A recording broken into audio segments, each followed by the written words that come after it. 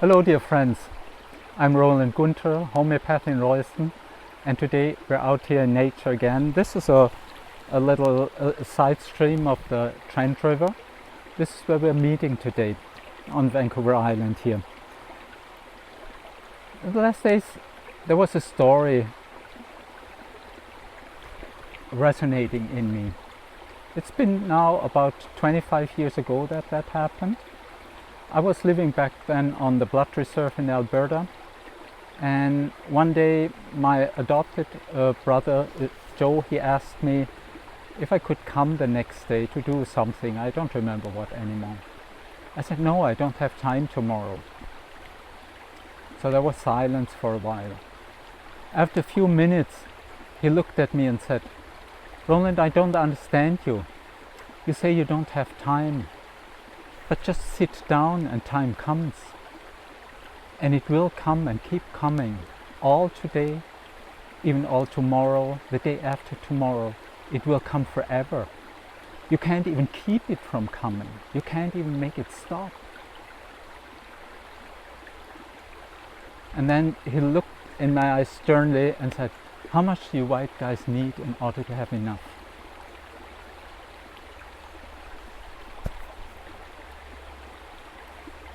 Do you know what I answered? Nothing. It's many years ago and still it's very fresh in my mind. That I said, I don't understand how you can say you don't have time when it's coming forever. A few days ago, I heard my dear friend and mentor Dave Waugh. He's a wonderful storyteller. And he started telling a story. And I heard something very similar from him.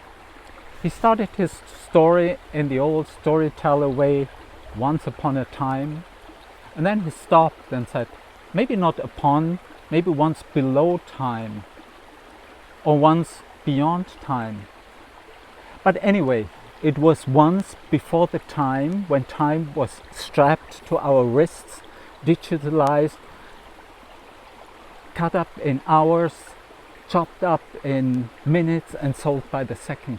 In that time, when time still was abundant flow that was flowing like a river, this is when this story happened. And then he continued telling his story. And I realized he was talking about the same time, timeless time, abundant time that my native brother was talking about.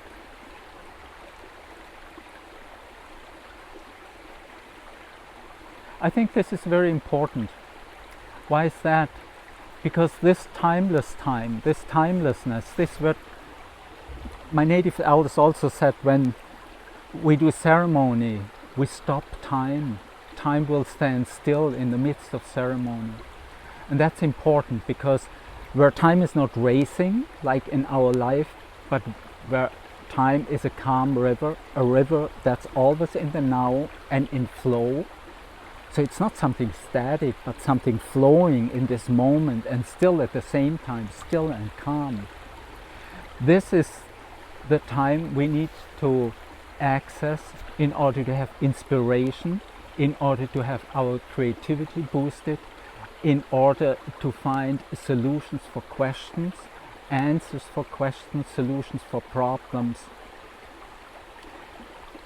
And I would like to suggest that you maybe take on a practice of bringing that space of timelessness more into life, into your life, and with you into our life, because we need it for solutions so badly. And you can do that in prayer, you can do that in story, listening to a mythological story or telling a story. You can do that in meditating, listening to music. Whatever works for you, just do it and do it regularly. And see that you can stay with that time and that you can bring some of this abundant river of time into your daily flow, into your day. This is where we connect the world of potentials that we need so badly in our time of chaos and destruction, and where things fall apart and where life as we know it doesn't work anymore.